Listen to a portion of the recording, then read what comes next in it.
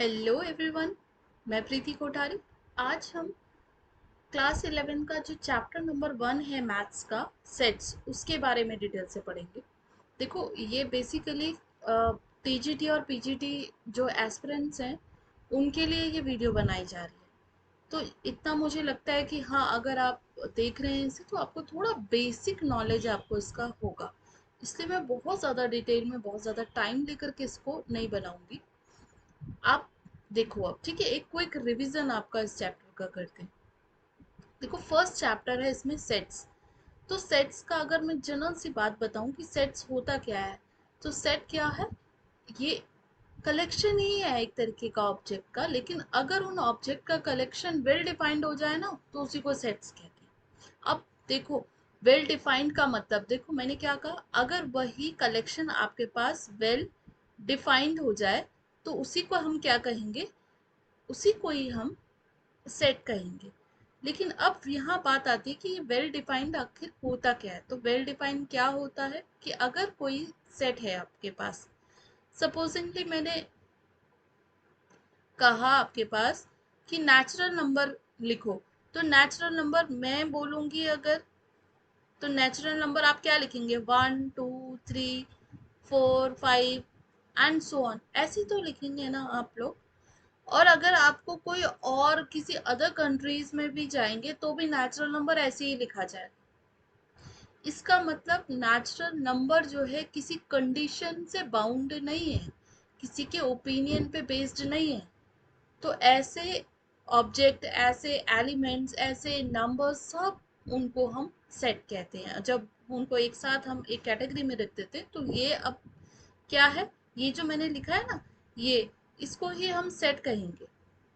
ठीक है। अब इसको सेट लिखने के अलग अलग तरीके हैं, उसको डिनोट करने के अलग अलग तरीके, ताकि हमें जैसे ये, अगर देखो अब ये 1 2 3 लिखा गया है तो मुझे पता नहीं है कि ये सेट है या नहीं है, लेकिन अगर मैं इसे क्या करूं, ऐसे कर्ली ब्रैकेट में से बाउंड कर दूं, है ना, और कैपिटल ए से मैंने दिखा दिया, वैसे एन से लिखते हैं हम लेकिन मैं अभी दिखाने के लिए कह रही हूँ, अगर मैं कैपिटल ए से लिख दूंगी तो कोई देखते ही कह देगा हाँ ये एक सेट।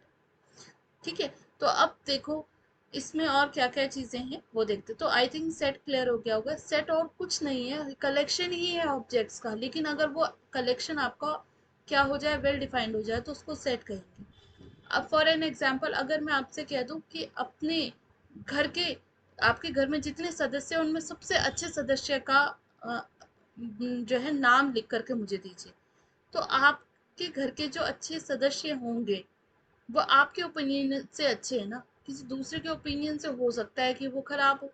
तो इसका मतलब क्या आ गया यहाँ पे? ओपिनियन आ गया। तो वो उनका नेम लिस्ट कभी भी सेट नहीं बनाएगा। अगर मैं कह दूं आपको कि अपनी कंट्री का कोई फेमस जो बेस्ट क्रिकेट पर्सन है उसका नाम लिखो, कुछ बेस्ट क्रिकेट पर्सन है, तो भाई किसी को कोई पसंद, किसी को धोनी पसंद होगा, तो किसी को विराट कोहली पसंद होगा, किसी को युवराज पसंद होगा, तो किसी को सचिन पसंद होगा, किसी को भी कोई भी पसंद आ सकता है। ठीक है। तो ये क्या है? ओपिनियन बेस्ड है। इसका मतलब आप वो लिस्ट कलेक्शन तो कर सकते हो लेकिन आप उसको सेट नहीं कह सकते। समझ आया? तो ये हो गया आपका सेट की डेफिनेशन। ठीक है। तो वही देखो, इसमें सबसे पहले इन्होंने दिया हुआ है यहाँ पे, अगर सेट के बारे में आप देखेंगे तो उन्होंने लिखा है odd natural number less than 10। तो ये नंबर्स अभी उन्होंने उनका कैसे लिखना है, क्या लिखना है, वो मैंने भी नहीं बताया, पर मैंने सिर्फ अभी डिनोट करके लिख दिया था। तो ये जो स्टार्टिंग में लिखा है ना उन्होंने, अब देखो, रिवर के नाम बोले हैं इंडिया की, तो रिवर्स आप आराम से सारी रिवर्स के नाम लिख सकते हो जो इंडिया में है। लेकिन मैं इसमें ये कह दूं कि सबसे अच्छी रिवर कौन सी है तो हम नहीं डिफाइन कर सकते। तो कोई भी, किसी को कोई नदी अच्छी लग सकती, किसी को कोई, है ना। तो ये रिवर्स के नाम की लिस्ट आप दे सकते हो, ये सेट है, ये भी सेट है, और ये वोवल्स सेट बनाएगा। वेरियस काइंड्स ऑफ ट्राइंगल, हाँ अलग अलग तरीके के आप ट्राइंगल का सेट बना सकते हैं। Prime factor of 210 namely 2357, this is also a set. The prime factor बोला है ना 210 का, तो हाँ वो भी सेट बनाएगा। The solution of the equation, और ये एक इक्वेशन दी गई है, इसका जो सॉल्यूशन होगा वो भी एक सेट ही देगा। ये फिक्स्ड है।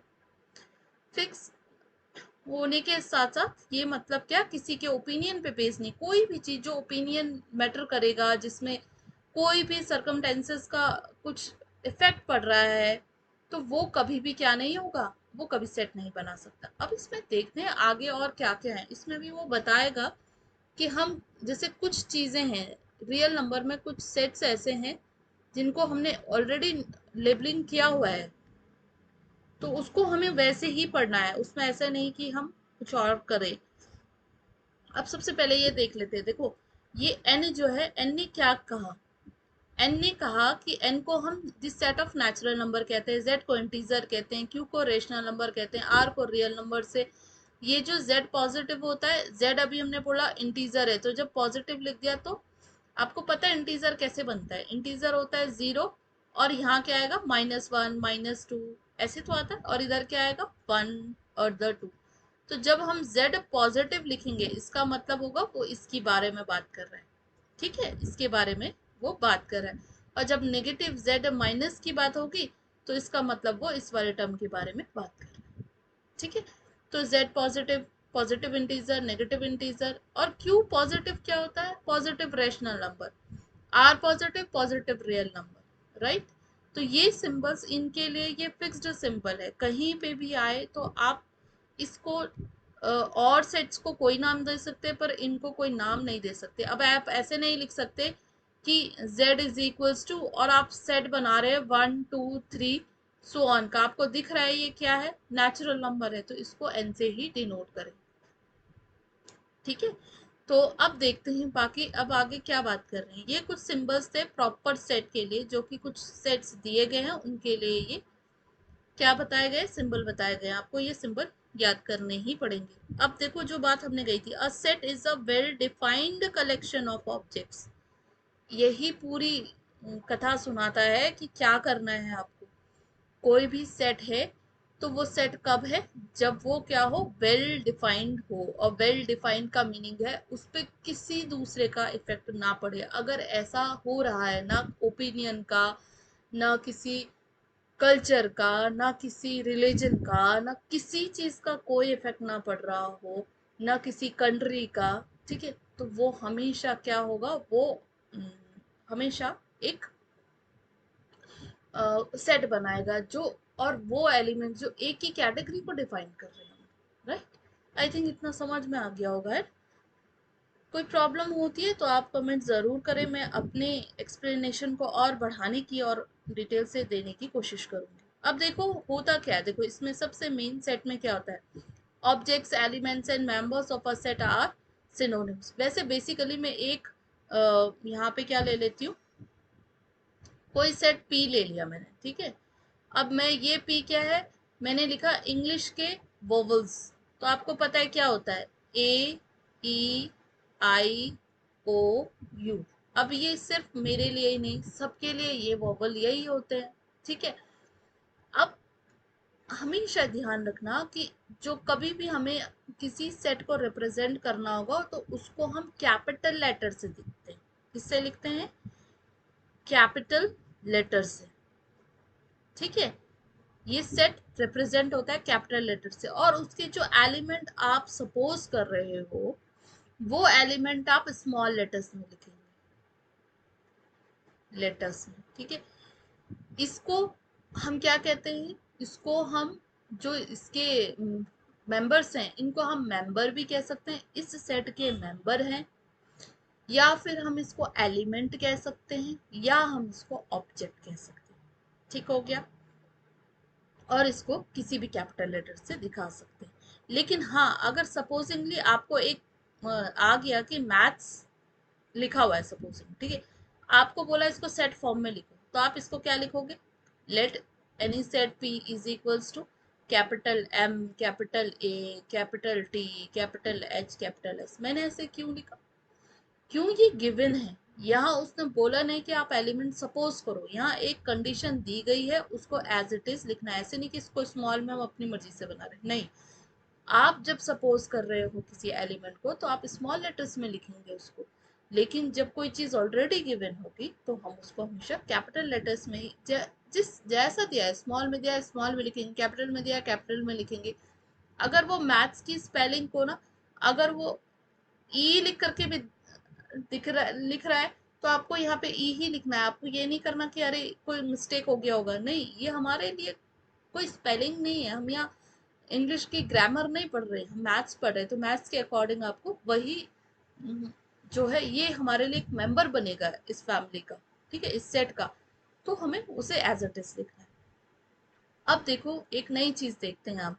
अब हमने क्या किया कि ये एक ऊपर वोवल का एक सेट बना दिया, ठीक है।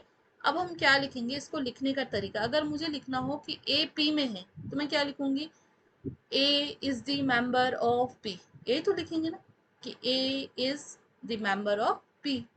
बट हम ये ना लिख करके, ठीक है, हमने क्या लिखा, मैं मेंबर ऑफ ये लिख दो, या फिर A is an element of P, ये लिखोगे आप। बट देखो मैथ्स में हम क्या करते हैं, बहुत शॉर्ट करने का काम करते हैं, तो हम ये ना लिख करके, इतना लंबा ना लिख करके हम लिखेंगे ए बिलोंग्स टू पी। अगर ऐसा लिखा है तो आपको पता चल जाना चाहिए कि ये ए जो है इस पी का मेंबर है। समझ आया, एलिमेंट है, ऑब्जेक्ट है, किसका, इस पी सेट का। अगर सपोजिंगली अब देखो वोवल में क्या नहीं आता, आर नहीं आता कभी, पर मैंने क्या किया, आर को भी बता रही हूं मैं कि आर भाई इसमें बिलोंग नहीं करता, मैं कैसे लिखूंगी, इसमें बिलोंग नहीं करता, or does not belongs to P. Right हो गया, तो ये बिलोंग का सिंबल है, ये ध्यान रखना पड़ेगा, क्योंकि आगे हम ये कुछ नहीं पढ़ेंगे, डायरेक्टली सिंबल्स में बात करेंगे। अब दूसरी बात, मैंने ये सेट ऊपर वोवल तो लिख दिए, है ना, और मैंने डायरेक्टली कर्ली ब्रैकेट लगाया, कैपिटल लेटर में लिखा, सब लिख दिया। लेकिन इसका एक तरीका होता है, ये मुझे कैसे पता चला कि कर्ली ब्रैकेट लगाओ कि कैसे लिखो, तो मुझे ये कैसे पता चला, इसकी रिप्रेजेंटेशन की दो फॉर्म होती है, ठीक है। देखो कि हम किसी भी सेट को जो रिप्रेजेंट करते हैं दो तरीके से करते हैं, पहला आता है रोस्टर और दूसरा आता है सेट बिल्डर। रोस्टर या इसको टेबुलर फॉर्म भी कहते हैं। तो जो रोस्टर रोस्टर और टेबुलर फॉर्म होता है, उस टेबुलर फॉर्म में क्या होता है वो देखते हैं। देखो रोस्टर और टेबुलर फॉर्म कहता है कि अगर आपको किसी भी सेट को रिप्रेजेंट करना है तो आप उसके एलिमेंट्स को एक कर्ली ब्रैकेट लगाओ और उसके एलिमेंट्स को कॉमास के साथ लिखो, तो ये रोस्टर फॉर्म हो जाती है। पर सेट बिल्डर फॉर्म कहता है, जो सेट बिल्डर फॉर्म है वो ये कहता है कि आप ऐसे लिखो उस सेट को, कर्ली ब्रैकेट में ही लिखना है, पर आप इतने सारे, क्योंकि अभी तो ये 5 ही एलिमेंट है तो हमने लिख दिए, पर अगर 500 एलिमेंट होते तो मैं कैसे लिखती, तब उसके लिए सेट बिल्डर की जरूरत पड़ती है। तो ऐसे में हम क्या करते हैं, एक्स लिखते हैं।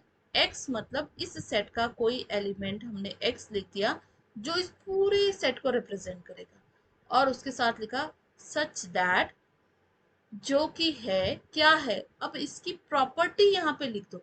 यहाँ पे ये क्या है, ये एक वोवल है, तो आप इसको, जो ये आपके पास क्या है, वोवल है ना, आप इस वोवल को लिख दो कि ये प्रॉपर्टी में लिख दो, वेयर या such that x is a vowel, x is a vowel।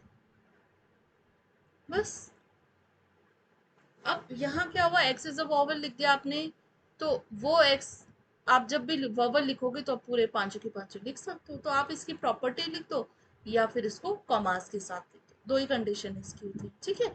अब ये जितने भी डिटेल में लिखा हुआ है ना, ये आप पढ़ लेना, क्या क्या लिखा हुआ है आपको समझ आ जाएगा। मैंने एक सीधे से फॉर्म में बता दी कि रोस्टर फॉर्म में कॉमास आते हैं एलिमेंट्स में, और उसमें सेट बिल्डर में प्रॉपर्टी लिखी जाती है, बस यही तरीका है इसका, ठीक है।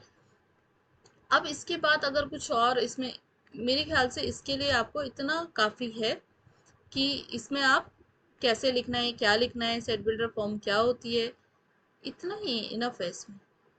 अब कोई क्वेश्चन कर लेते हैं, ठीक है। जैसे ये इसका क्या है, 1.1 के क्वेश्चंस हैं, मैं आपको ये बता देती हूँ थोड़े थोड़े कि कैसे इसको सॉल्व करना है।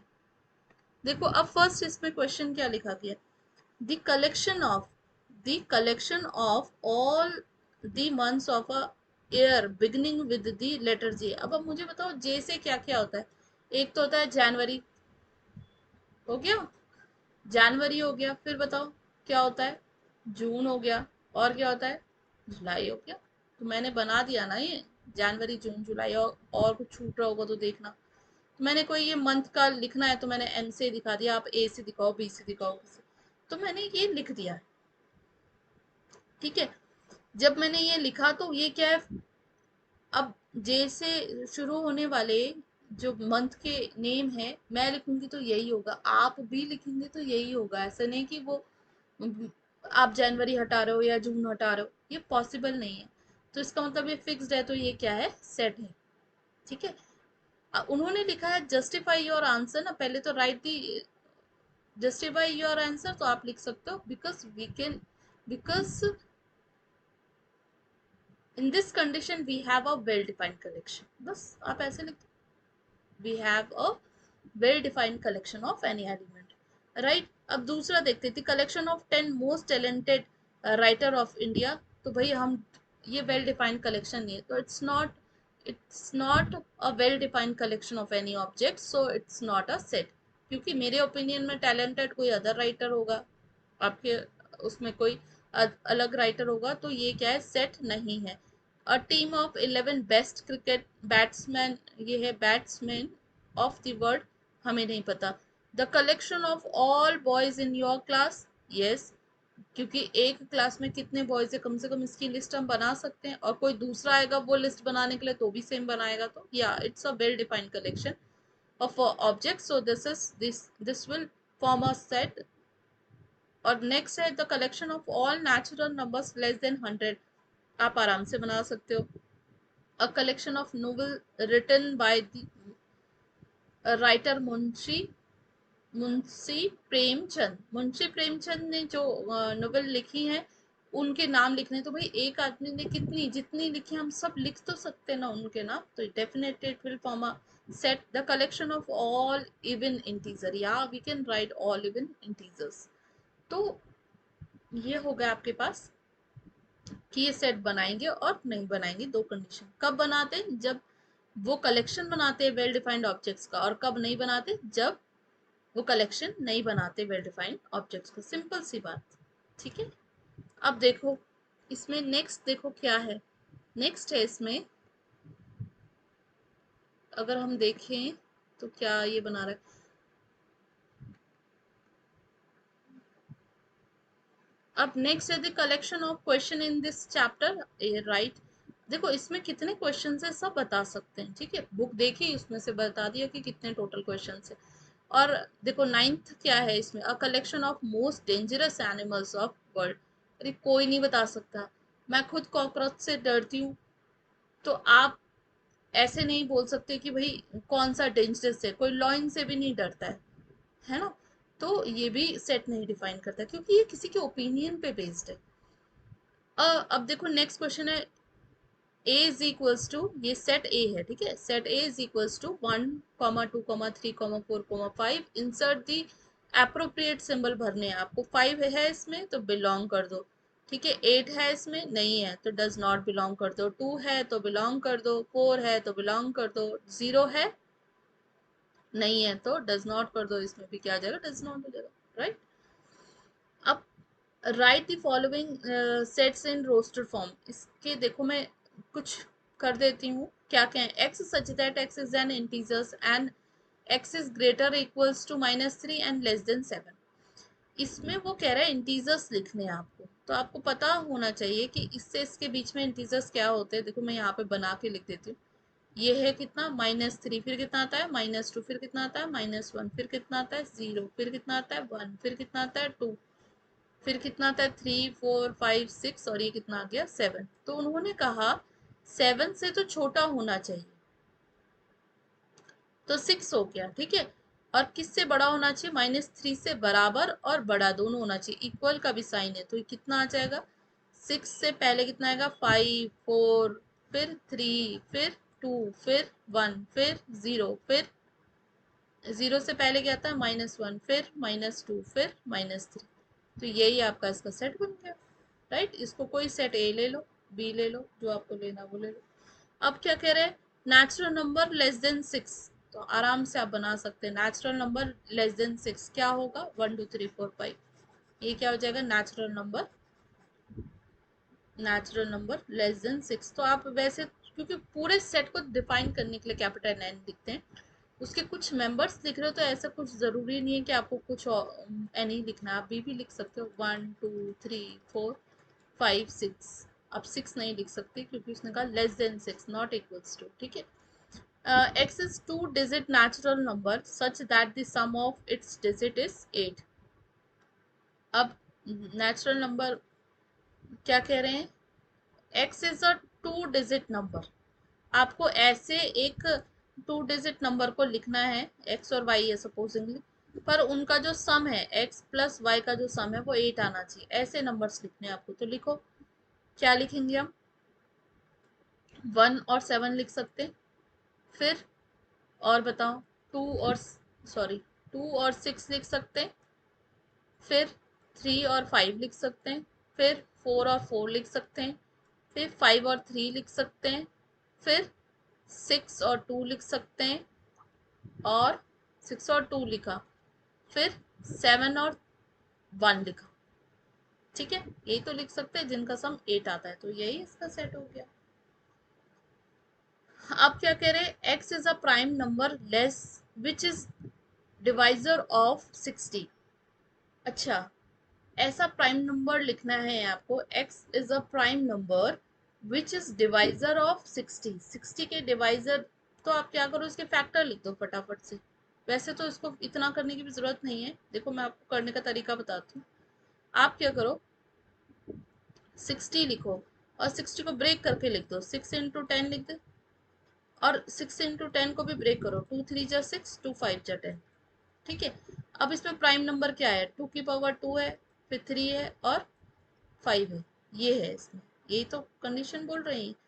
ठीक है, अब प्राइम नंबर देख लो क्या क्या है, तो डी ले लो, और प्राइम नंबर है इसका 2 3 and 5, ये इसके प्राइम नंबर हो जाएंगे। ठीक है, उसका सेट हो जाएगा, उसके डिवाइजर का सेट हो जाएगा। The set of all letters in the word trigonometry. मैंने क्या कहा, अगर ट्रिग्नोमेट्री की स्पेलिंग गलत भी लिखी होती तो जितने लेटर्स हैं उतनों से ही बनाते हैं। आप नया एक सेट मैंने ई ले लिया और उसमें मैं ये लिख रही हूँ, तो ये जगह DTRIG, ठीक है, GONM, ठीक है, ई, और टी दोबारा से नहीं आएगा, आर दोबारा से नहीं आएगा, बस कितना आएगा, वाई, सॉरी यही लिख देती हूँ वाई। ये हो गया ट्रिग्नोमेट्री। ठीक है, अब इसमें एक चीज मैंने नहीं की कि मैंने जो 2 बार थे वो एक ही बार लिखा, तो ये सेट की एक प्रॉपर्टी होती है कि इसमें कोई भी एलिमेंट रिपीट नहीं होता है, राइट। वैसे आप बेटर का भी कर सकते हो, आई थिंक बेटर का क्या हो जाएगा, कोई एम या पी कुछ भी सेट मान लो इसको, तो ये BETR हो जाएगा, ठीक है, TR हो जाएगा। ये आपका इसका एक क्या बन गया, रोस्टर फॉर्म बन गया है। अब इसमें देखो सेट बिल्डर फॉर्म, आगे मैं बहुत सारे क्वेश्चंस तो करने के फेवर में नहीं हूँ, कुछ क्वेश्चंस अब आप खुद से करना, मैं अब क्या करूँगी, थोड़े थोड़े एक आधा क्वेश्चन करके फिर आप इसको प्रैक्टिस करना। नहीं कुछ प्रॉब्लम हो रही होगी, गलत कुछ आंसर आ रहा होगा तो आप कमेंट में लिख देना, ठीक है। सेट बिल्डर में क्या है, सेट बिल्डर में है आपके पास ये कर्ली ब्रैकेट है, ओके, कर्ली ब्रैकेट है।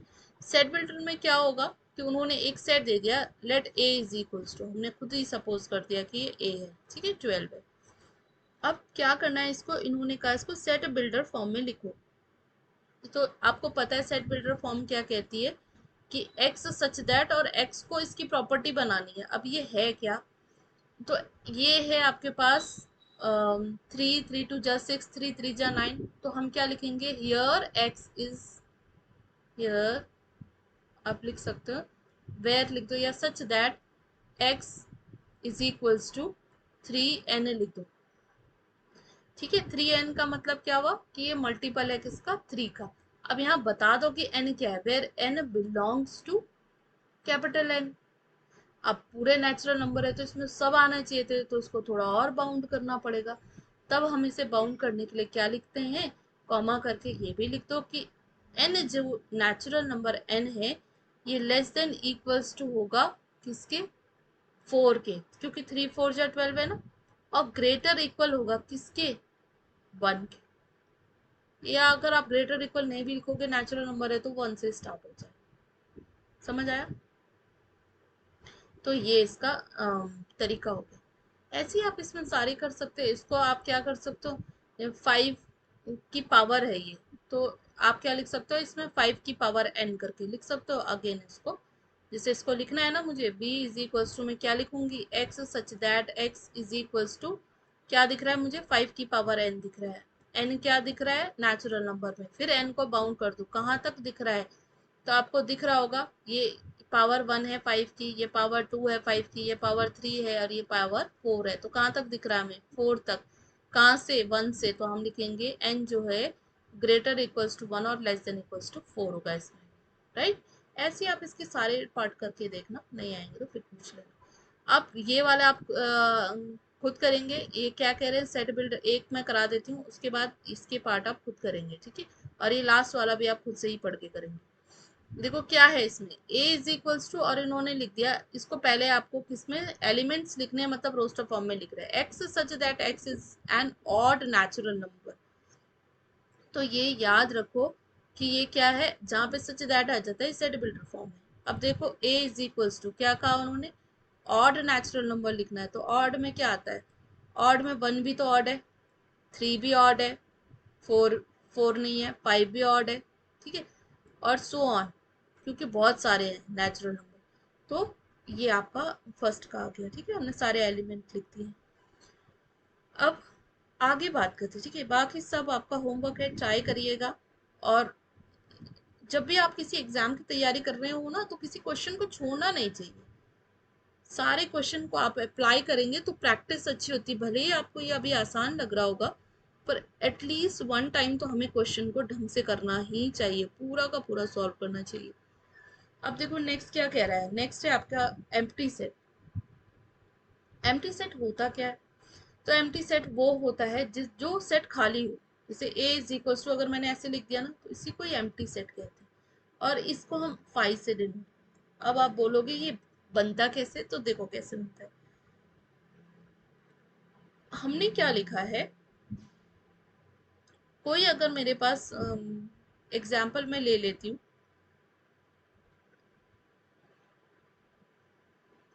कोई एग्जाम्पल मैं देख के बताती हूँ आपको।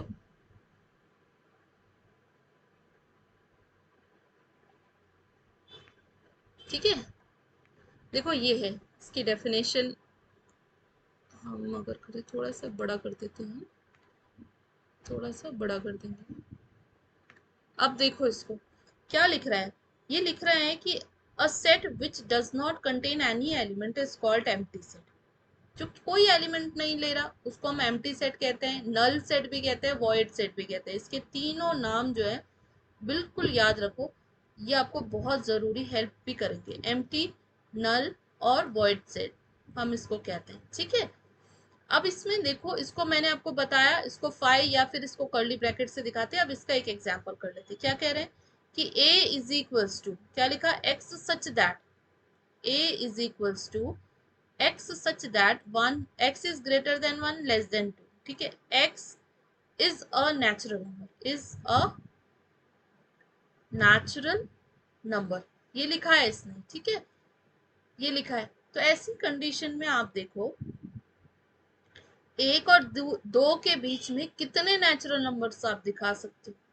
ये आपके पास 1 है, ये 2 है, आपको पता है नेचुरल नंबर 1 2 3 4 5 होते हैं, इसका मतलब इसके बीच में कोई नेचुरल नंबर है ही नहीं। इसीलिए हम इसको a इज इक्वल टू 5 कहते हैं, या खाली कह लो आप इसको, वर्ड नल सेट भी कह सकते हैं इसको, ठीक है। अब बात करते हैं नेक्स्ट की। तो ये क्या है आपके पास, देखो फाइनाइट और इनफाइनाइट सेट क्या होते हैं। तो देखो फाइनाइट का नाम ही फाइनाइट है, क्योंकि अभी जैसे मैंने नेचुरल नंबर लिख रही हूँ मैं जब भी, तो आप देखोगे ये 1 2 3, और इसके बाद हम ऐसे सो ऑन कर देते हैं और ब्रैकेट बंद कर देते हैं। तो इस सो ऑन का मतलब है क्या, इसका मतलब है ये बहुत आगे तक जा रहा है, इसका हम काउंटिंग नहीं कर सकते। तो ऐसे भी कोई सेट होते हैं। तो अब आपको ये वो यही बताने के लिए कह रहा है कि जो सेट है जरूरी नहीं है कि वो इनफाइनाइट ही हो, फाइनाइट भी होते हैं। तो क्या कह रहे हैं, अगर कोई सेट ए है, उसमें fixed element number of elements है, लाइक आप काउंट कर सकते हो, काउंटेबल है, 1 2 3, है ना। तो तो इनको हम ऐसे सेट को हम यहाँ पे हम सेट ए को हम फाइनाइट सेट कहेंगे, और जिसमें हम काउंट नहीं कर सकते हैं उसको हम क्या कहेंगे, वो इनफाइनाइट सेट हो गया। ठीक है, जैसे फाइनाइट सेट की इसने डेफिनेशन भी दी होगी, a set which is empty और consist of a definite number of element. क्या कह रहा है, डेफिनेट नंबर ऑफ एलिमेंट्स जिसमें, या फिर देखो ए इज इक्वल टू, अगर मैं 5 भी कहती ना, इसमें कुछ नहीं है, तो आपको पता तो है ना कितने, क्या नहीं है, कुछ नहीं है इसमें, नंबर ऑफ एलिमेंट कितने आप लिख रहे हो, कि नंबर ऑफ एलिमेंट जो है ए में कितने हैं, इस कंडीशन में इसको चलो बी ले लेंगे, ए में कितने हैं, 0 है, और जो बी है उसमें कितने हैं, 3 है।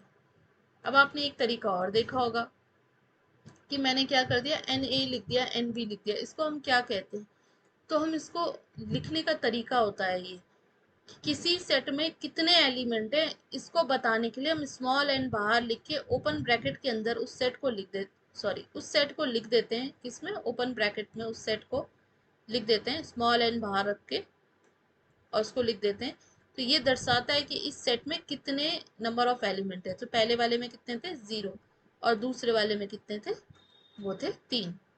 तो ठीक हो गया।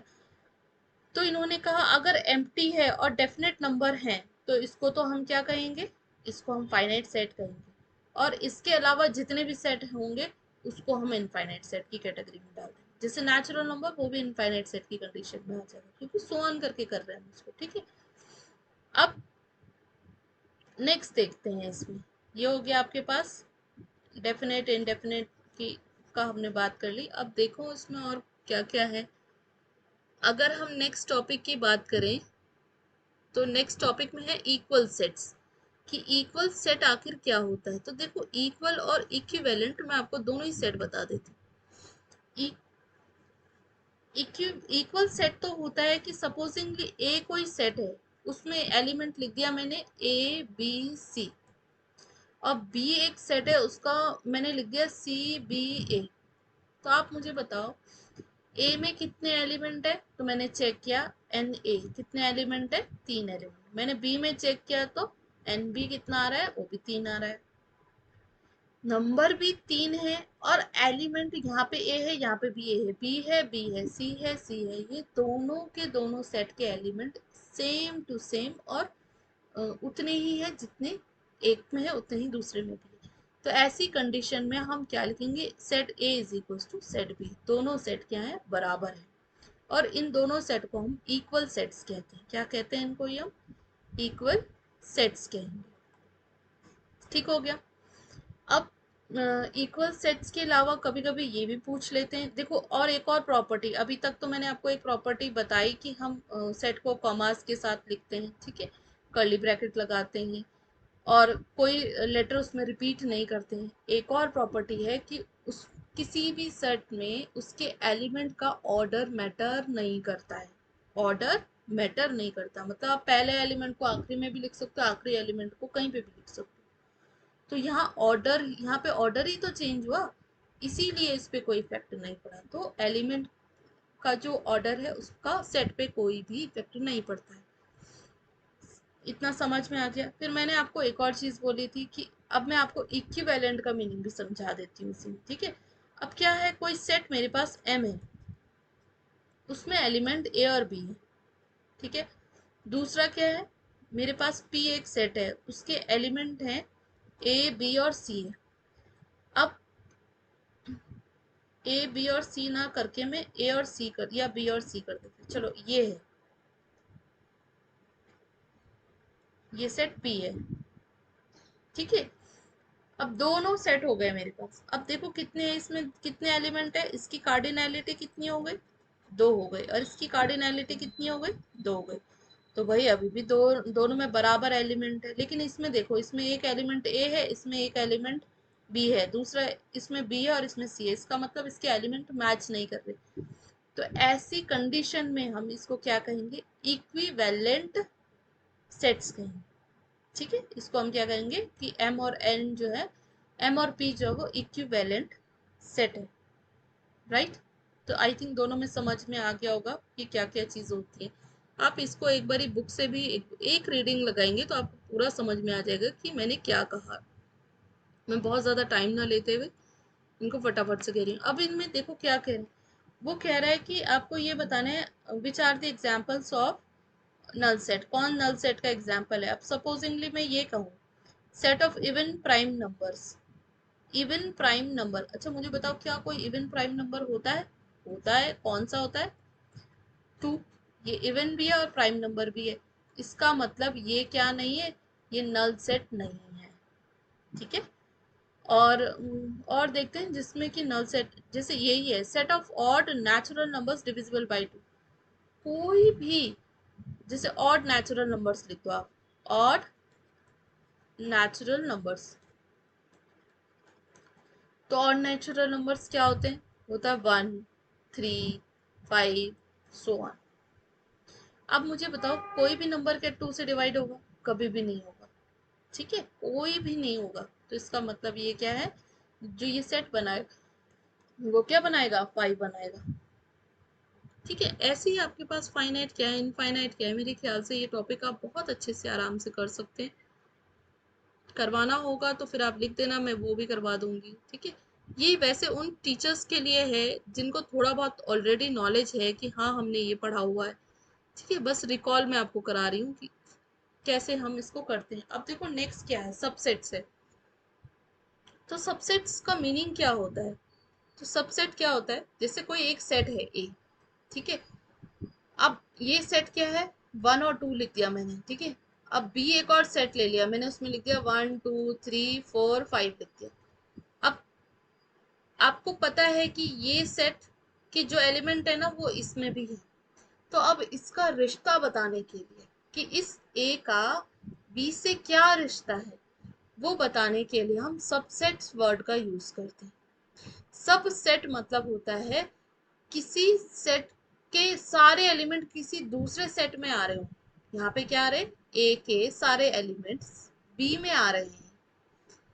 तो हम क्या कहेंगे ए को कि A is the subset of B. पूरे एलिमेंट किस में आ रहे हैं? बी में आ रहे हैं, तो ए को हम क्या कहेंगे, बी का सबसेट कहेंगे। किसका? ए को कहेंगे, किसका? बी का सबसेट कहेंगे। ये मैं हिंदी में इसलिए लिख रही हूँ ताकि आपको ढंग से समझ आए किसको और किसका सबसेट कहते हैं।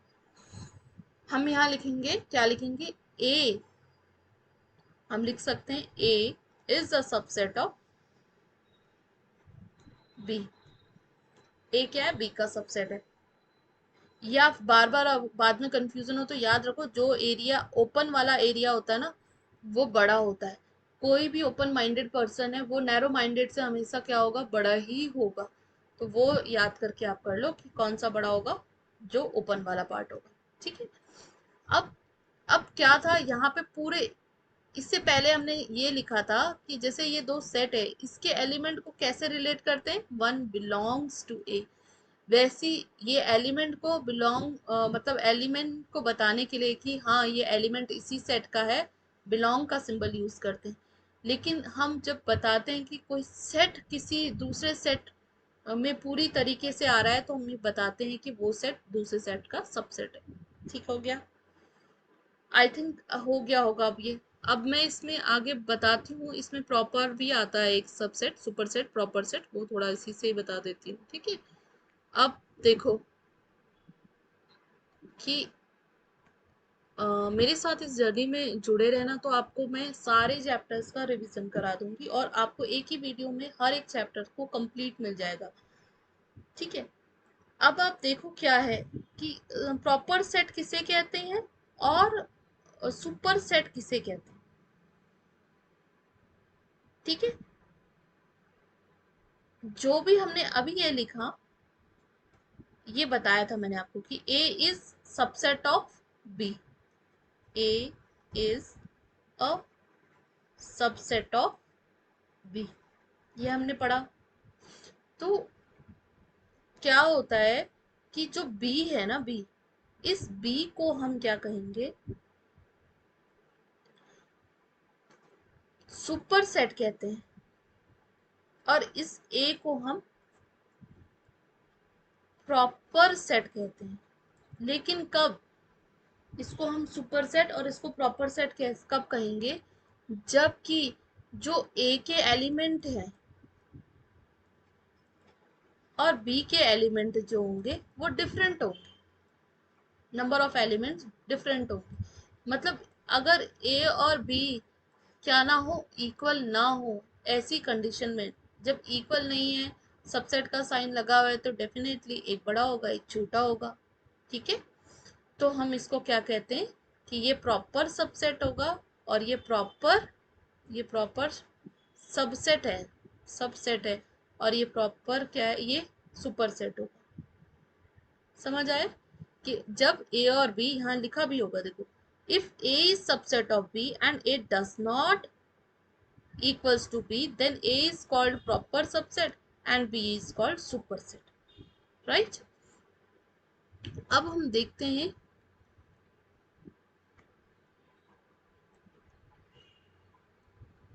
इंटरवल्स भी हैं, थोड़ा इंटरवल्स भी, और ये एक और भी नंबर है, इसको भी देख लेते हैं क्या है। देखो, एक ये बहुत बारी हम ये इसको छोड़ देते हैं, इस पार्ट को बहुत बारी कि ये क्या ही होगा, लेकिन क्वेश्चन ना इतने से ही बनता है। अब मैंने आपको इतना लेक्चर दिया, उसमें से जो क्वेश्चन बनेगा ना, की पॉइंट, टीजीटी पीजीटी वाले, वो ध्यान रखो क्वेश्चन कहाँ से बनता है। अब देखो, एन को समझाने की अब मुझे जरूरत नहीं होनी चाहिए। एन जेड के बीच में रिलेशन बोल रहे हैं, ठीक है, फिर जेड और क्यू के बीच में रिलेशन बोल रहे हैं।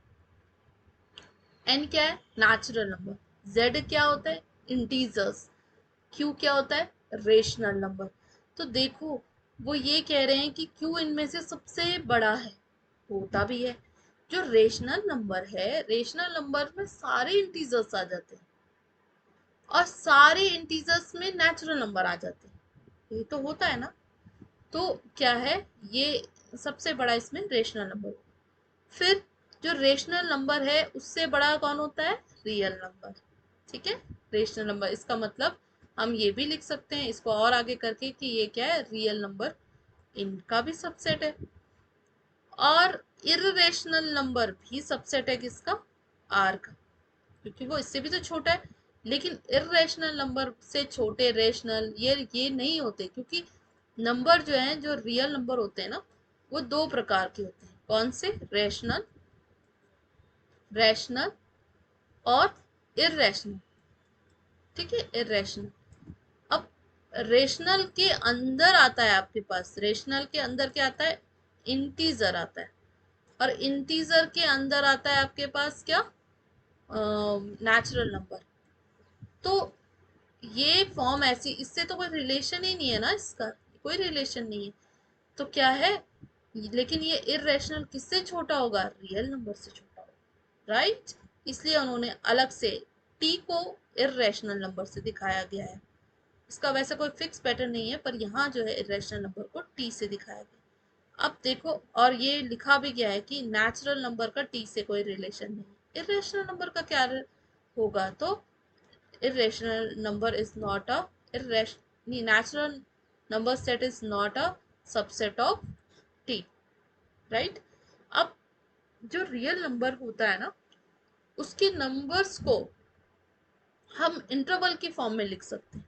अब कैसे लिख सकते हैं, देखो, सारे रियल नंबर को हम इंटरवल की फॉर्म में, ये रियल नंबर है ना, इसमें बहुत सारे नंबर होंगे, 1 2 3, आपको पता है इसके बीच में भी इन्फिनेटिव इनफाइनाइट नंबर्स होते ही होते हैं, हर दो नंबर्स के बीच में। तो इनको इंटरवल के से हम कैसे दिखाते हैं वो बताते हैं। अब जैसे पहला एक इंटरवल आता है, हम चार तरीके के इंटरवल यूज करते हैं, क्लोज्ड, फिर ओपन, फिर सेमी ओपन।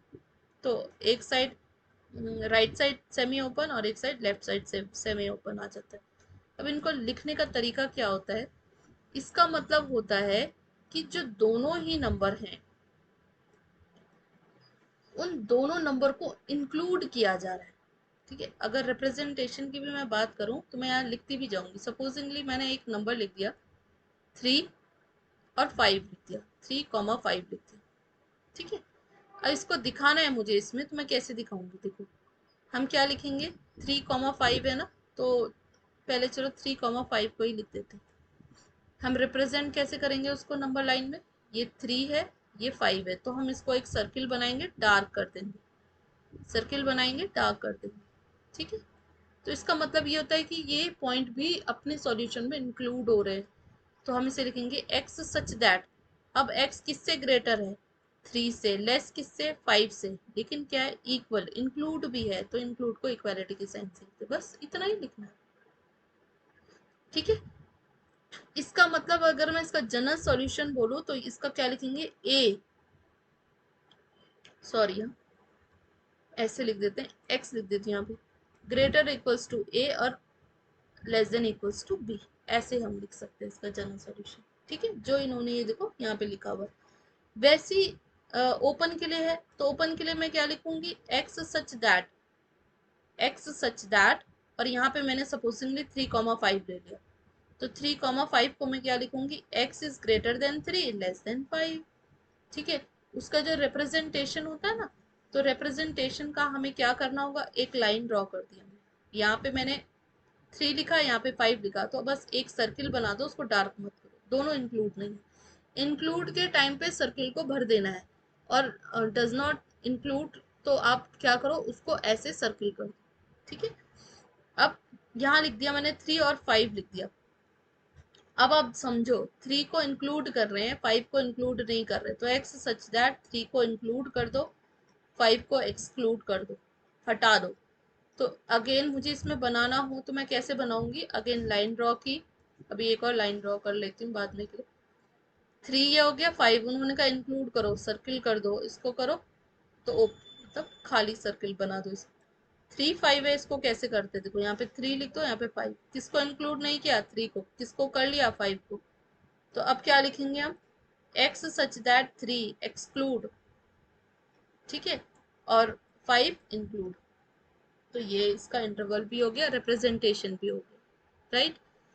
अब बात करते हैं हम यूनिवर्सल सेट की। ये यूनिवर्सल नहीं, एक और भी टॉपिक है, देखो हम जो जो चीजें छोड़ते हैं ना, वही एग्जाम में आता है। अभी एक पेपर में आया था कि एक इंटरवल दे दिया, उसकी लेंथ बताओ, उसकी लेंथ क्या होती है, तो हम लिखेंगे the number b minus A is called the length of any interval. ऐसा नहीं है कि a b है, इसमें तो a b इंक्लूड ही नहीं होता है, नहीं, ये जो भी इंटरवल होगा उसका एक्सट्रीम पॉइंट और उसका जो इनिशियल पॉइंट है, दोनों का सब्ट्रैक्शन होता है। इसका मतलब length of a comma B is equals to क्या हो जाएगा, b माइनस ए। इसी का ही नहीं, सबका, ए बी का भी यही होगा, और ए बी के ओपन इंटरवल का भी यही होगा, और ए बी का भी यही होगा, सेम। समझ आए, तो ये लेंथ ऑफ दी इंटरवल्स है, वेरी वेरी इंपॉर्टेंट, राइट।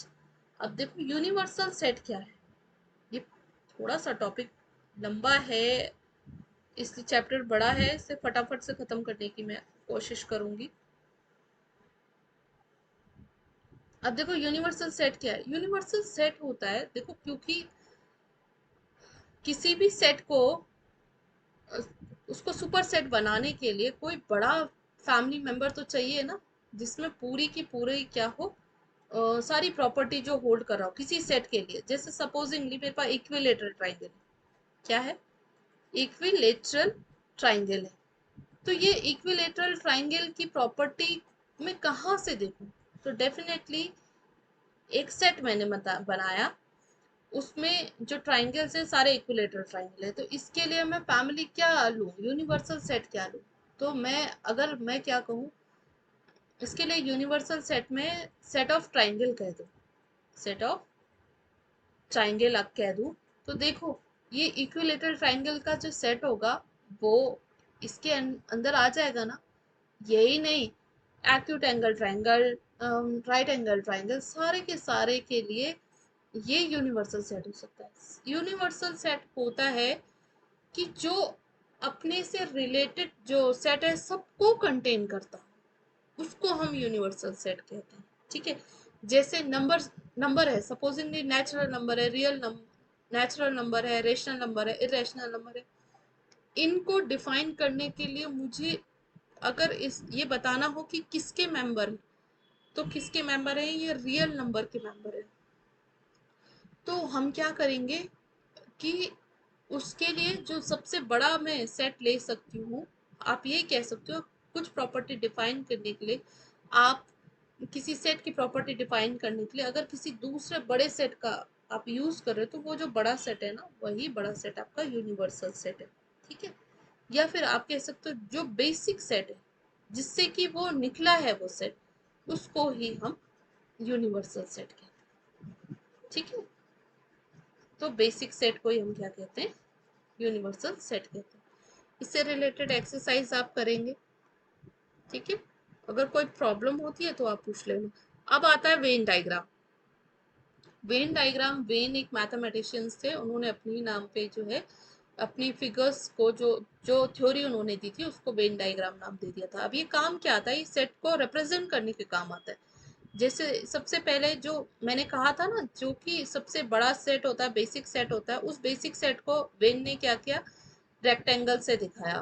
और इसको क्या कहते हैं हम? Universal set. और इसमें छोटे छोटे सर्कल्स बना दिए। इन सर्किल को उसने कहा ये क्या है? इसके सब सेट्स हैं, इसी के सबसेट्स हैं ये। ठीक है, यूनिवर्सल सेट होंगे तो बाकी सारे सबसेट्स ही तो होंगे। तो सर्किल और रेक्टेंगल ये दोनों का होना जरूरी है। जब भी आप ड्रॉ करो तो ऐसे ही ड्रॉ होता है। ठीक है, अब आता है आपके पास कि ऑपरेशन क्या क्या होते हैं किसी सेट में। ठीक है, तो फर्स्ट ऑपरेशन देख लेते हैं। फर्स्ट ऑपरेशन है जैसे यूनियन ऑफ सेट है। ठीक है, तो यूनियन ऑफ सेट के बारे में मैं बात करूं तो यूनियन ऑफ सेट क्या होता है? जैसे सपोजिंगली आपके पास दो सेट है। ठीक है, एक सेट मैंने ए ले लिया, इसके मेंबर है 1 2, और एक सेट मैंने बी ले लिया जिसके मेंबर है ए और बी। ठीक हो गया। हमने इसको क्या किया? ए जो यूनियन होता है ना, उसको ऐसे दिखाते हैं, ए यूनियन बी। तो ए यूनियन बी कहता है दोनों के एलिमेंट को इकट्ठा करके लिख दो। ठीक है, बस रिपीट नहीं होना चाहिए, तो इसको हम यूनियन कहते हैं। सिंपल सा। अगर मैं इसको थोड़ा सेट बिल्डर फॉर्म में देख रहे हो ना आप, कर्ली ब्रैकेट में आया है, तो ये भी तो एक सेट ही बना। तो सेट बना है, तो मैं इसको जनरल तौर पे सेट बिल्डर फॉर्म में भी तो लिख सकती हूँ। तो सेट बिल्डर फॉर्म में हम इसको लिखते हैं कि x such that x belongs to a and, नहीं, x बिलोंग्स टू a और x बिलोंग्स टू b। ये होता है कि x जो है वो a में भी बिलोंग करे और b में, और a में करे बिलोंग या फिर b में बिलोंग करे, बस दोनों का मिक्स यहाँ होना चाहिए। देखो ये जो 1 2 है इसमें तो है नहीं ना, और ए बी जो है इसमें नहीं है, तो दोनों का जो हम इंक्लूड करके लिखते हैं वो ही सारे एलिमेंट्स को इकट्ठा करके जब हम बना देते हैं तो उसको यूनियन कहते हैं उन सेट्स का। और उसको हम यहाँ और ध्यान रखना, यूनियन के लिए और का यूज किया जाता है। देखो इसमें कहीं पर डेफिनेशन दी होगी, तो वो डेफिनेशन हम आपको बता देते हैं कि उन्होंने क्या डेफिनेशन दी है। देखो ये लिखा है। ठीक है, x such that a belongs to, x belongs to capital A और x बिलोंग्स टू B। किससे दिखा रहे हैं? और से। इसको अगर हम फिगर से दिखाएं ना, तो फिगर से अगेन एक यूनिवर्सल सेट लोगे आप यू, और इसमें क्या होता है ना, देखो दो, अगर हमें क्या करना हो, अ, दो सेट हम ले रहे हैं, सॉरी सेट हमने क्या लिया था? 1 एंड 2, और दूसरा बी लिया था हमने ए एंड बी। तो जब भी हम इनको दिखाते हैं दो सेट्स को, तो हम दो सेट्स को हम कैसे दिखाएंगे? इसमें अभी तो ये एक्सक्लूड हो रहा है, ये क्या है? इनमें कोई भी कॉमन नहीं है, लेकिन हम क्या कैसे दिखा रहे हैं इसको? हम इसको दिखा रहे हैं यूनियन के लिए, तो हम इनको वैसे तो ऐसे लिखना चाहिए आपको, इसको भी शेड कर दो और इसको भी शेड कर दो, क्योंकि दोनों डिफरेंट है, डिसजॉइंट तो है, इसमें कोई कॉमन एलिमेंट नहीं है, पर यूनियन के लिए हम क्या करते हैं? ऐसे शेड कर देते हैं। अगर इसमें भी एक एलिमेंट ऐसा होता 1, लिख देती मैं 1, तब इसको हम कैसे करते? इसको हम ऐसे, और एक कॉमन जो एलिमेंट है उसको भी लिखते, तो ये सारे के सारे ऐसे शेड हो जाते। तो पूरा शेडेड एरिया क्या दिखाता है? ए यूनियन बी को दिखाता है। ठीक हो गया। अब ए यूनियन बी की कुछ प्रॉपर्टीज हैं, ए यूनियन बी की प्रॉपर्टी क्या क्या है देखते हैं। देखो एक ये कम्यूटेटिव होता है। कम्यूटेटिव का मतलब देखो, यू का मतलब ऐड से लो, प्लस कर रहे हैं हम, एलिमेंट को इंक्लूड ही तो कर रहे हैं ना। तो आपको पता है प्लस हमेशा कम्यूटेटिव लॉ होल्ड करता है। जैसे फॉर एन एग्जांपल अभी जो हमने लिया था उसी को देख लेते हैं। 1 2 3 ले लो इस टाइम पे, और हमने यहाँ पे क्या लिया, बी को मैंने क्या ले लिया 1, और ए भी ले लिया, ठीक है ये लिया। अब मैं जब इसका ए यूनियन बी करूंगी तो आपको पता है 1 2 3 रिपीट नहीं होगा, ए बी ये आएगा। लेकिन अगर मैंने इसका बी यूनियन ए ले लिया तो भी तो क्या प्रॉब्लम हो जाएगी, 1 A B हुआ और 2 3 हुआ। तो आप बताओ, दोनों सेम ही तो है, मैंने पहले भी बताया था, ऑर्डर पे कुछ डिपेंड नहीं करता है, ठीक है। सिमिलरली एसोसिएटिव लॉ होल्ड करता है। तीसरी चीज आप क्या करोगे, ए यूनियन फाई करो। सपोजिंगली ये ए है, फाई आपको पता है इसमें कोई एलिमेंट होता ही नहीं है। जब मैं इन दोनों का यूनियन करूंगी तो ये क्या बन जाएगा, वापस से ए ही तो आएगा, वही लिख रहा है। इसको लॉ ऑफ आइडेंटिटी एलिमेंट कहते हैं, या फाई इज द, हाँ, और phi is the element of, ये आइडेंटिटी एलिमेंट है यूनियन का, ठीक है। आइडम पोटेंट लॉ हो, आइडम पोटेंट इसमें ही नहीं, आपको मैट्रिक्स में भी काम आएगा बाद में, 12th में है शायद वो। तो आइडम पोटेंट होता है किसी भी दो सेट में आप जो भी ऑपरेशन लगा रहे हो वो ऑपरेशन लगाने के बाद अपना ही सेट बनता है। जैसे आप ए यूनियन ए करोगे तो ए ही तो आएगा, इस एलिमेंट को दोबारा तो लिखने की है नहीं, इंक्लूड ही करना है, तो वो हमेशा ए ही आता है, ठीक है। और अच्छा, अब ये जो यू है ना, दोनों में डिफरेंस होता है, ये यू थोड़ा सा बोल्ड होता है ऐसे, ये यूनिवर्सल सेट है, और ये क्या है आपका यूनियन है। तो यू के साथ आप कोई भी सेट लें, देखो यू क्या है, इसका यूनिवर्सल सेट है जो इसको भी कंटेन कर रहा होगा। यूनिवर्सल सेट के सामने ये सब सबसेट होते हैं। तो जब हम क्या करेंगे, देखो मैं फिगर से बताती हूँ। ये मेरे पास कोई सेट है, ये क्या है, यूनिवर्सल सेट है कोई, इसका एक सेट ए है। अब वो कह रहे हैं इन दोनों का यूनियन करो, तो यूनियन करने का मतलब क्या है, पूरा जो यूनिवर्सल सेट है वो कवर हो जाएगा, राइट। तो इसी को हम लॉ ऑफ यूबी कहते हैं, समझ आया। इसको हम क्या कहते हैं, लॉ ऑफ यूबी कहते हैं। अब देखो इंटरसेक्शन है, इंटरसेक्शन को हम क्या कह सकते हैं, सिमिलर होता है इंटरसेक्शन भी। इंटरसेक्शन में जैसे 1 और 2 है आपके पास कोई एलिमेंट, बी में क्या है, 1 और ए है, तो इसका ए इंटरसेक्शन बी मुझे करना होगा तो क्या आएगा, 1 आएगा। इंटरसेक्शन कहता है इन दोनों में जो कॉमन एलिमेंट है, यूनियन कहता है कॉमन एलिमेंट को रिपीट मत करो, और ये कहता है जो भाई दोनों में कॉमन है वही मेरा सेट का एलिमेंट होगा, तो ये 1 होता है। जैसे फिगर से बताऊं मैं इसको आपको, तो कोई दो सेट है आपके पास, ठीक है, ये यूनिवर्सल सेट है, ये दो सेट है जिसमें 1 यहाँ पे आ रहा है, दोनों में कॉमन है, यहाँ पे 2 है और यहाँ पे ए है। तो ये कहता है जब हम, ये ए का है और ये बी का है, इसको जब हम ए इंटरसेक्शन बी कहते हैं तो सिर्फ वैल्यू किसकी देंगे हम, इस वाले अंदर वाले की, ये दिखाता है आपके इंटरसेक्शन को, ठीक है। और इसको लिखने का जनरल तरीका है A intersection B is equals to x such that, x such that x किससे बड़ा होगा, एक्स बिलोंग, नहीं, एक्स जो है वो बिलोंग कर रहा होगा किसमें, कैपिटल ए में, एंड दोनों में होना चाहिए एक्स बिलोंग्स टू बी, जब दोनों में होगा तभी इंटरसेक्शन बनेगा। सेम रूल्स जो हैं वो इसके लिए भी हैं, आप एग्जाम्पल से उनको रूल्स को कर लेना, ठीक है। इसका एक एक रूल मैं बता देती हूँ, आइडम पोटेंट रूल है। तो आइडम पोटेंट रूल क्या कहता है, आइडम पोटेंट रूल कहता है ए के साथ इंटरसेक्शन करो, अपने का अपने से ही कॉमन एलिमेंट क्या होंगे, सारा वही एलिमेंट तो होंगे। अच्छा फाई के साथ, अगर हम फाई के साथ इंटरसेक्शन करें ए का तो क्या आएगा, हमेशा फाई ही आएगा। यू के साथ इंटरसेक्शन करें ए का, देखो ये छोटा है ये बड़ा है, दोनों में कॉमन क्या होगा, जो छोटी चीज होगी वही तो दोनों में कॉमन होगी, तो क्या आएगा, ए आएगा। इसको लॉ ऑफ यू कहते हैं, इसको लॉ ऑफ फाई कहते हैं, इसको आइडम्पोटेंट कहते हैं। बस यही उन्होंने डिस्क्राइब किया है। बस इसमें यह कि डिस्ट्रीब्यूटिव लॉ भी होल्ड हो जाता है, ठीक है, और उसमें सिर्फ एसोसिएटिव था। अब देखते हैं क्या है, डिफरेंस ऑफ सेट्स भी है। डिफरेंस ऑफ सेट्स का मतलब क्या होता है, जैसे कोई सेट ए है, इसके एलिमेंट अब थोड़े चेंज कर लेती हूँ मैं, ई ई ओ एन है सपोजिंग, और बी इज इक्वल्स टू क्या है, बी इज इक्वल्स टू 1 2 3 लिख देती हूँ, क्या है 1 2 3 है, ठीक है। इसमें तो दिखेगा नहीं, कुछ और भी इंक्लूड करना पड़ेगा मुझे, 1 2। अब ये होता है अगर मुझे डिफरेंस निकालना है, मतलब a माइनस बी निकालना है, तो ये कहते हैं कि a में इसमें एक एलिमेंट और दे देती हूँ मैं, e एक एलिमेंट और दे देती हूँ मैं, ताकि दोनों समझ में आ जाए आपको।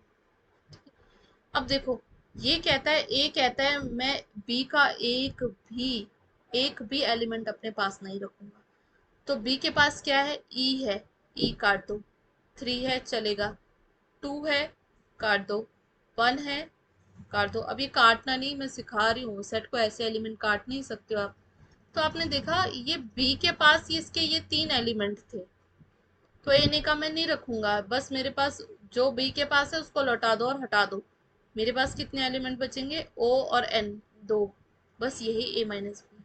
वैसे ही बी माइनस ए कहता है, बी माइनस ए कहता है ए के जितने एलिमेंट्स है मुझसे हटा दो। तो ए का केवल इसके बाद ई ही ई था, ई था और 2 था और 1 था, इनको हटा दो बोला मुझसे, और रह जाएगा केवल 3।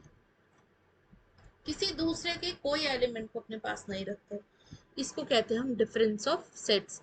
अगर हम इसको इसको हम a माइनस बी को अगर हम लिखना चाहे सेट बिल्डर फॉर्म में, क्योंकि देख रहे हो ना अंत में तो सेट ही बन रहा है, तो हम लिखते हैं x such that x belongs to a, है ना, but x does not belongs to B, वहां पे वो बी में नहीं होना चाहिए। वैसे बी माइनस ए कहता है कि X such that X belong करे बी में, but x does not belongs to A, ठीक है, ये इसकी डेफिनेशन होती है। अभी देखें और क्या क्या रह गया इसमें, ये हो गया आपका, ठीक है। अब आता है कॉम्प्लीमेंट ऑफ अ सेट। देखो कॉम्प्लीमेंट भी आसान है। कॉम्प्लीमेंट होता है कि जो यूनिवर्सल सेट है, आपने देखा यूनिवर्सल सेट क्या होता है, किसी भी सेट के लिए जो उसका क्या हो, सुपर सेट हो, समझ आ रही, किसी भी सेट के लिए जो उसका सुपर सेट होता है वही उसका, हमने अभी बताया था ना, बी इज सबसेट ऑफ ए, तो बेसिकली इस ए के लिए ये यूनिवर्सल सेट ही है, ठीक है, जो उससे बड़ा हो, सिंपल सा। तो अब ये कहते हैं कि कॉम्प्लीमेंट क्या होता है, जिस सपोजिंगली ए कोई नंबर है, 1 2 3 ले लिया मैंने, ठीक है, तो इसके लिए क्या, किसी भी नंबर के लिए यूनिवर्सल सेट जो मैं लेना चाहूँ वो मुझे आर लेना चाहिए, ठीक है। तो अब ये कह रहे हैं कि आप इसका यू डैश निकालो, मतलब इसका कॉम्प्लीमेंट निकालो। कॉम्प्लीमेंट होता है इसका डैश, और वो डैश क्या होता है, यू माइनस ए कहते हैं उसको, ठीक है। किसी भी सेट का कॉम्प्लीमेंट यू में से वो सब को हटाना, उस सेट को हटाना। यू क्या है, उसका जो सुपर सेट है जिसमें वो सेट आ रहा है, ठीक है। तो अब मैंने अगर कॉम्प्लीमेंट निकालना है, ए डैश निकालना है, तो यू माइनस ए करेंगे। यू माइनस ए का मतलब क्या होगा, आर में से ए को हटा दो, 1 2 3, यही आंसर हो गया, क्योंकि वो हटाने से अच्छा हम सिंपल सा ये लिखते, तो यही आपका ए डैश आ गया। अच्छा अब देखो, ए डैश का फिर से डैश करो तो कितना आता है, चेक करो। यू माइनस ए तो डैश पता है, फिर से डैश करेंगे, तो फिर से डैश करेंगे तो क्या हो जाएगा, फिर से डैश करेंगे तो ये आएगा कितना, यू डैश माइनस का ए डैश, नहीं सॉरी, फिर से डैश करेंगे तो अब ये एक सेट हो गया, ये क्या हो गया, एक सेट हो गया। अब एक सेट हुआ है, ये एक सेट हो गया, तो अब देखोगे तो यू माइनस का ए होता है। फिर से सॉल्व करो, यू माइनस का यू और प्लस का ए, तो जब भी हम किसी का डबल डैश करते हैं तो वही सेट आ जाता है, ठीक है। तो ये इसका लॉ है।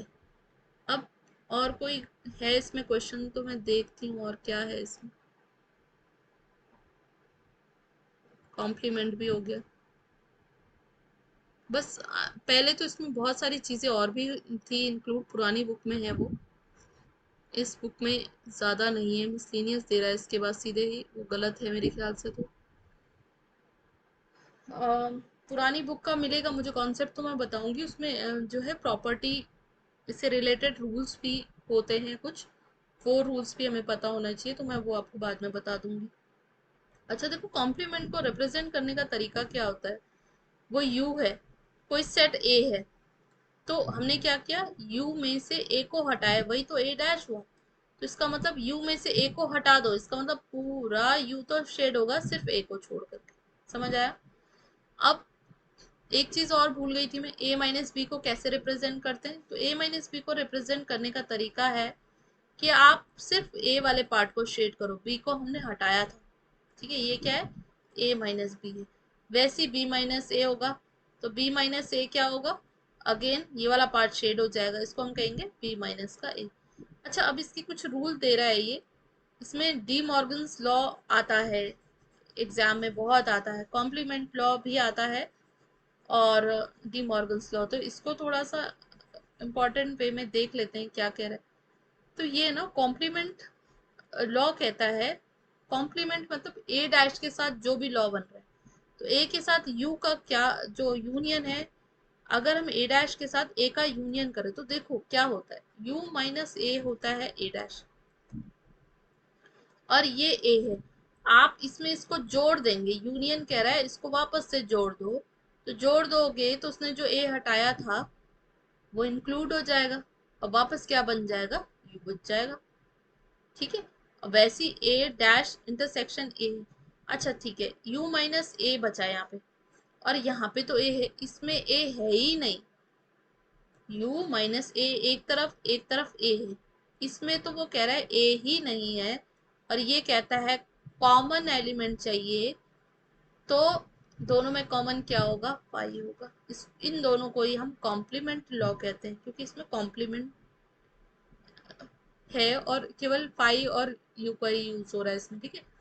अब डी मॉर्गन ने बहुत अच्छा एक रूल दिया था, उसने कहा कि अगर आप क्या करो, ए यूनियन बी करो और उसका होल डैश करो, तो वो किसके बराबर होगा, ए डैश इंटरसेक्शन बी डैश के बराबर होगा, और अगर आप इंटरसेक्शन का डैश करो तो वो ए डैश यूनियन बी डैश के बराबर होगा। इसको आप किसी एग्जाम्पल से प्रूफ कर लेना, ये प्रूफ मैंने करा दिया था। अब देखो फाइव डैश कह रहे हैं, फाइव डैश मतलब यू में से फाइव को हटाओ तो क्या आएगा, यू ही तो आएगा, और यू डैश कह रहे हैं मतलब यू में से यू को हटाओ तो क्या बच जाएगा, फाइव बच जाएगा, ठीक है। तो ये लॉ ऑफ एम्प्टी सेट था, लॉ ऑफ यूनिवर्सल सेट हो गया, तो आई थिंक हमने ये रिवाइज कर दिया है आज, ये बाकी सारा मिसलिनियस पार्ट में आ रहा है, तो हमने सब कर लिया। आई होप आपको अच्छा लगा होगा।